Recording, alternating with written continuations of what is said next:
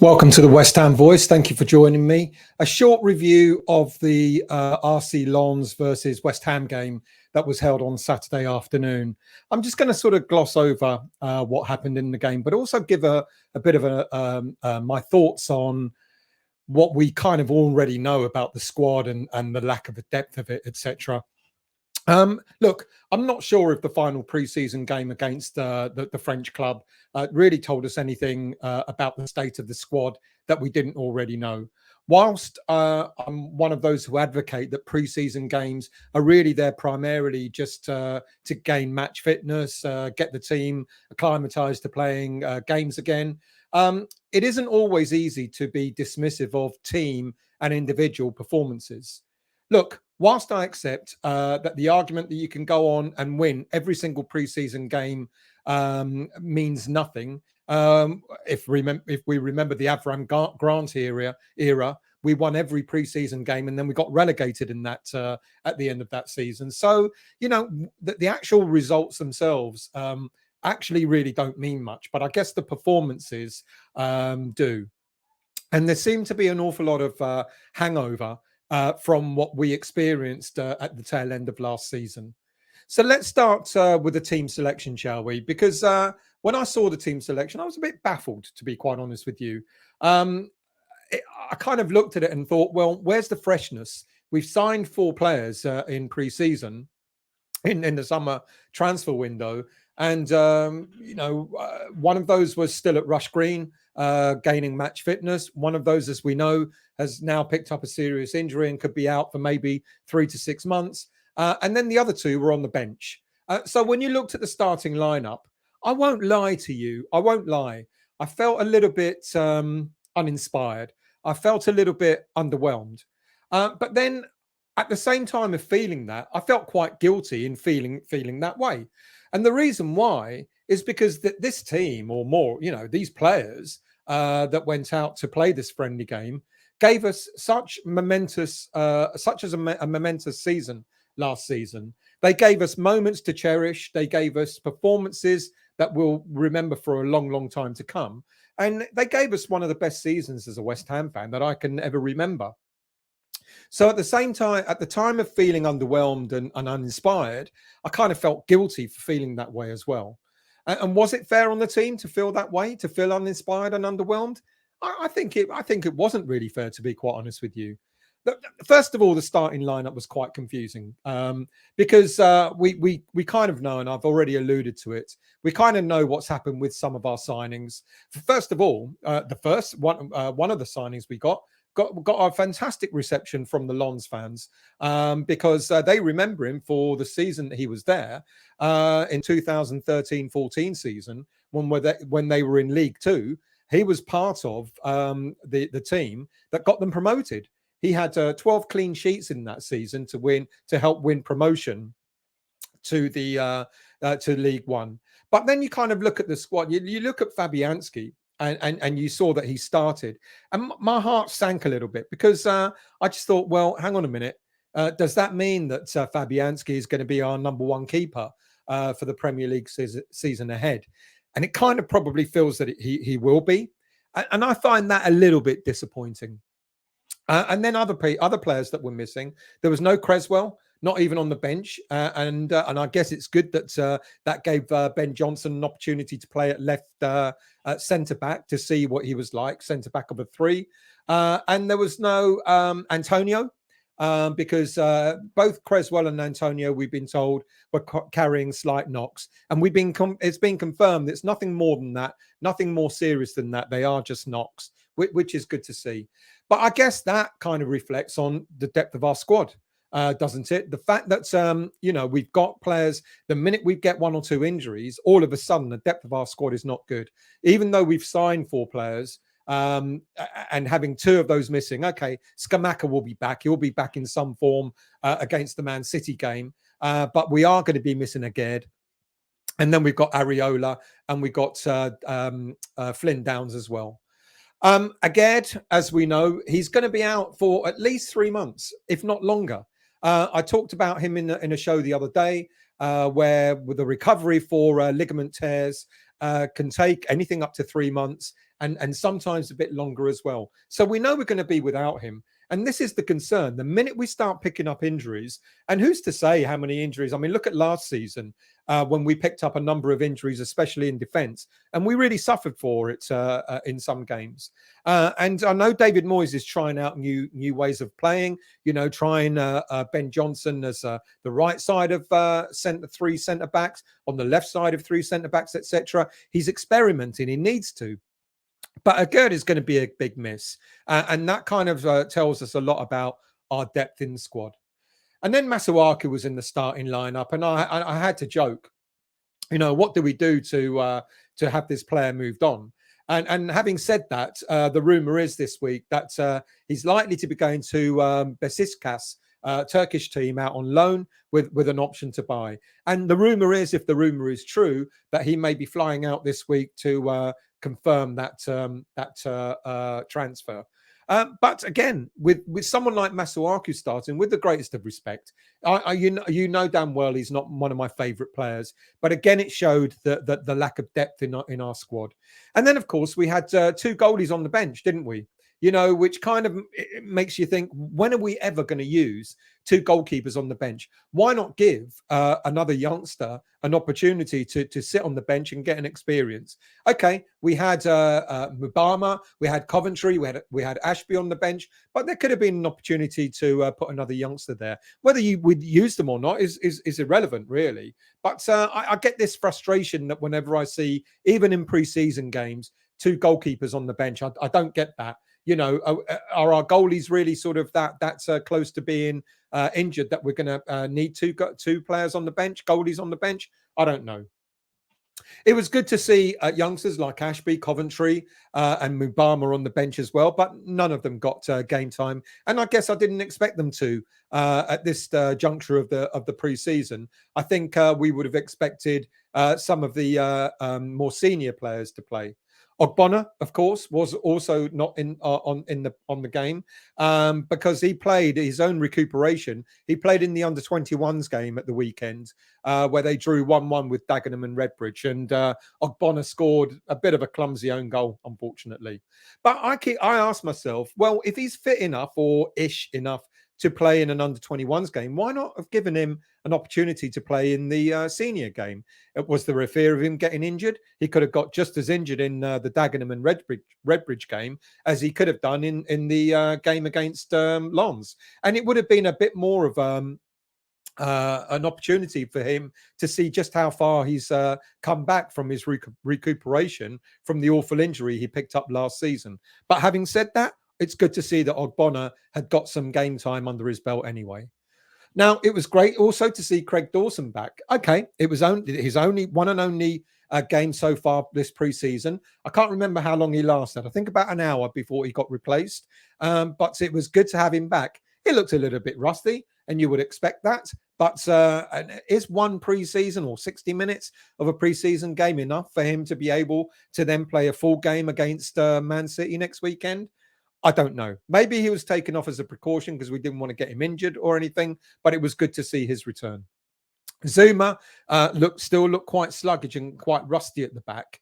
And that's probably why David Moyes decided to go with a 5-2-3 formation. I know that sounds weird, but he did do that. He went with a 5-2-3. He went with 3 centre backs with Dawson, Zuma, and Ben Johnson, as I mentioned. The 2 wing backs, Soufal on the right hand side and Masuaku on the left. And then he had Declan and Soucek in the middle. And then the 3 at the front was a false number 9. He had Bowen, Fornals, which was the pivot point, the centre point, and Benrahma up front. Didn't really work, did it? But again, I'm sorry to say, it shows our lack of strength in depth yet again. Look, on the hour mark when Craig Dawson was taken off, guess who was put on in defence? Yeah, I think it surprised us all, to be quite honest with you, because Declan Rice was stuck in central defence. Look, ironically, we know he's our best centre back, But at the same time, he also demonstrated how good we know he's our best midfielder, sorry, but it also demonstrated how good he is as a centre back as well. He was accomplished. He was quite tidy, and he actually probably covered Zuma's arse a couple of times too. But we're not going to want that, are we? We're not going to want that as an alternative approach this season. I don't think any of us would relish having Declan being as our centre back, because it takes a lot out of his midfield game. We made a couple of other changes. Lanzini came on. He seemed to add a bit of urgency in midfield for us. Coventry came on, and he actually created one of our best chances when he floated the ball into the box for Bowen to latch onto it, but it rattled off the bar. And that was a fantastic pass by him. Fine, there wasn't a lot to sing about, not a lot to shout about. Our defense didn't really get tested that much. We didn't really test their defense either. We created few and far between chances. I think apart from the bar, I think we might have had maybe 1 or 2 shots on target, which again sort of cries out for what are we going to do moving forward. Now, look, for me, let's put it in perspective.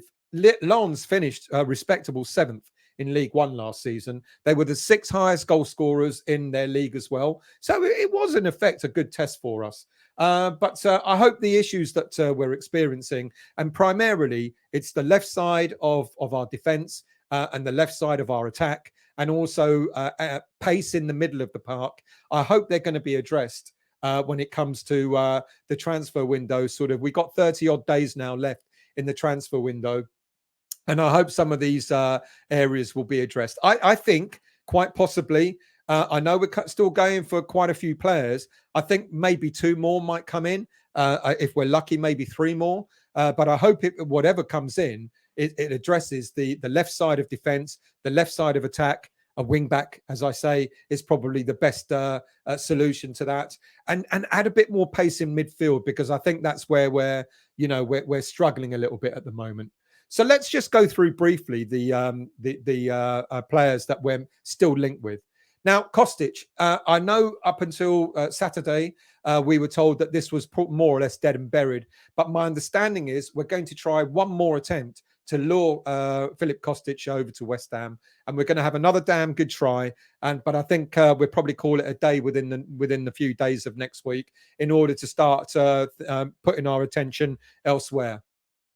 We're prepared to make him one of the highest paid players at the club, but he just doesn't seem to favour West Ham United by the sounds of it. He's got options ahead of him. Apparently, Juventus are now interested in him again. I think it's Inter Milan have also expressed an interest in him. I think he said, or someone said on his behalf, that the only club he'll come to in the Premier League is a team like Chelsea. I don't know if there's interest in him from Chelsea, to be honest with you. And also, he can just stay where he's at and leave on a free next season and get quite a lucrative contract. He'll be 30 by that time. He can get quite a lucrative contract by signing as a free agent elsewhere. Now, there are other options, and you're going to have to bear with me on this one because the reason why I'm thinking of the next player is more to do with the fact that we were told that David Moyes might start looking at the loan market and might start looking at players that he might sort of resurrect their careers at West Ham, kind of the way he did with Lingard a couple of seasons ago. And the first of those players for me is Luke Shaw. Now, look, Luke Shaw contracted to Man United till 2024. He's been with them now for a number of years. On his day, one of the best left backs we have around, England international. And I think if he hadn't got injured as much, he would have cemented that England left back spot for years and years to come. But as I've just mentioned, the thing that lets him down is his injury record. 151 games missed in his senior career overall. It's quite an astonishing number of games. He's made 279 appearances and he's missed another 151 senior career appearances because of injuries. We know he had a couple of really bad injuries. I don't think many people will forget the injury he picked up in the Champions League game where he had quite terrible breaks in his leg. But interestingly, Shaw could be a player that might be surplus to Ten Hag's revolution over at Man United. We know that Ten Hag has already bought Tyrell Malacia as a left back in the club. They've got Alex Telles in there. They've also got another player that I'm going to mention in a moment there. So they've got like 4 choices at the moment. So it could be possible that a player like Luke Shaw could go out on loan this season if he's not necessarily in Ten Hag's thinking. Look, Shaw has actually played in pre-season friendlies for Man United, so he's featuring at the moment. But then we're playing players, aren't we? And there's talk about them moving on, like Masuaku in the Lens game, and looks like he'll be potentially moving on as well. Look, last season alone, he made 26 appearances for Man United, but again, he missed 19 games. He missed half the season or the Premier League season down to injuries. Premier League experience, Champion League experience. He's an international, England international. It's a big risk, isn't it, though? It's a big gamble because of his injury record. But could he be the sort of player that David Moyes might be considering as a player that he might decide to bring in if we don't have any success in the transfer window with some of the other players that we're rumoured to be linked to? Staying with Man United, there's another youngster, another left back, a right-footed left back, Brandon Williams, contracted with Man United till 2024, valued at about 15 million, 21 years of age. He was out on loan last season to Norwich. Okay, they got relegated, but that was another season for this young player, a Premier League football experience. He's made 79 appearances, senior career appearances so far. Last season for Norwich, he made 29 appearances. Again, though, another player that could be a victim to Ten Hag's changes. There is suggestion that if a loan offer or even the valuation of about £15 million, if that was offered, there's a rumour that Brandon Williams could move on. 21 years of age. Yeah, a bit rough around the edges, but I think many of us will remember when he first started playing for Man United. He came on quite a storm. A lot of people, a lot of fans, a lot of clubs took interest in him and thought that he was a promising young player. So he could be another player that quite possibly could be someone that David Moyes might be looking at. It's left field, I'm not saying for a minute that there's definite links to Shaw or Williams, but we're going to have to start looking further afield if the likes of Kostic doesn't materialise. Because another player that we keep being mentioned to, but nothing coming of it at the moment, is Borna Sosa of Stuttgart. Now, very good player.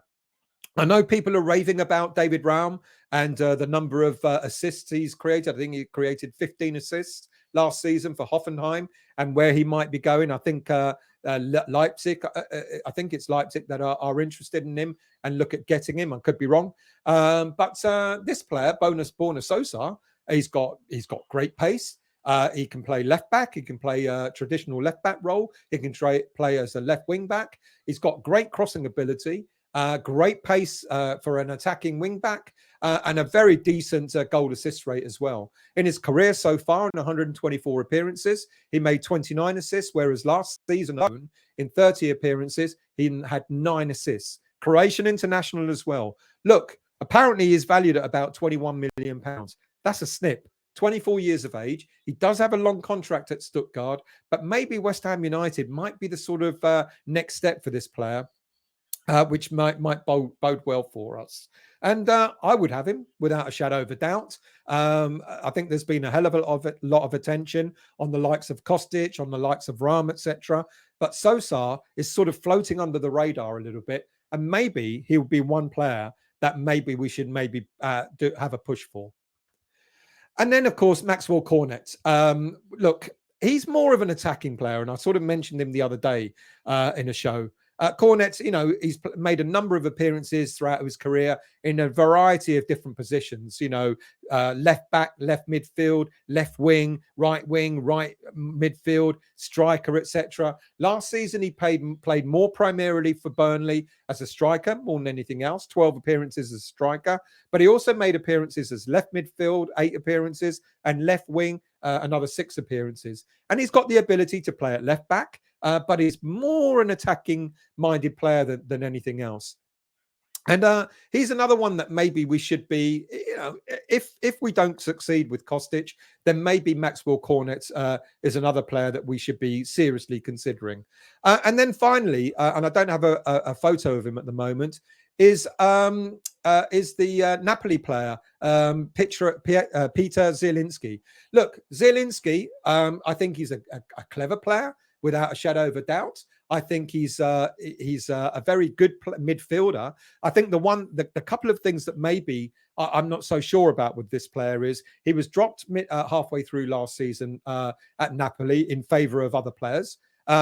He is more of an attack-minded midfielder, so he doesn't do an awful lot of defensive duties, which may not bode well with David Moyes. We know what David Moyes is like. He wants his players to be all-rounders. He wants it, especially his midfielders.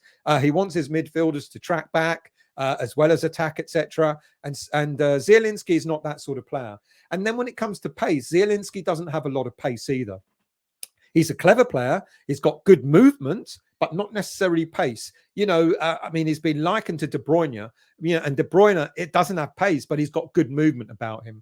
But also his other strengths, Zielinski's strengths, is his passing, his long range and his short range passing ability. So there's no doubt there's talent there. But if we're looking for more speed in midfield, I'm not so sure he'd be the player that we want.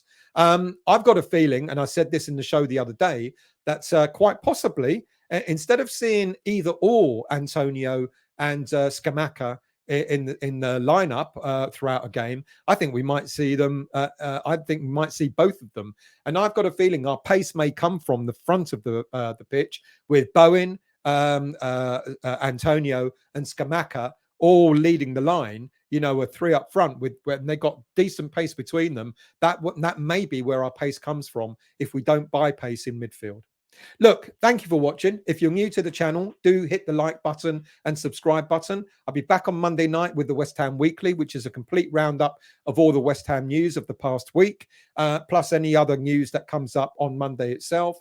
And so I'll be there live interacting with the audience as well. So please do look out for that. You can hit the bell notification to let you know that's on. Otherwise, like I said, please hit the like button and the subscribe button for other shows throughout the week as well. Thank you for watching. Much appreciated. And I'll see you all very, very soon.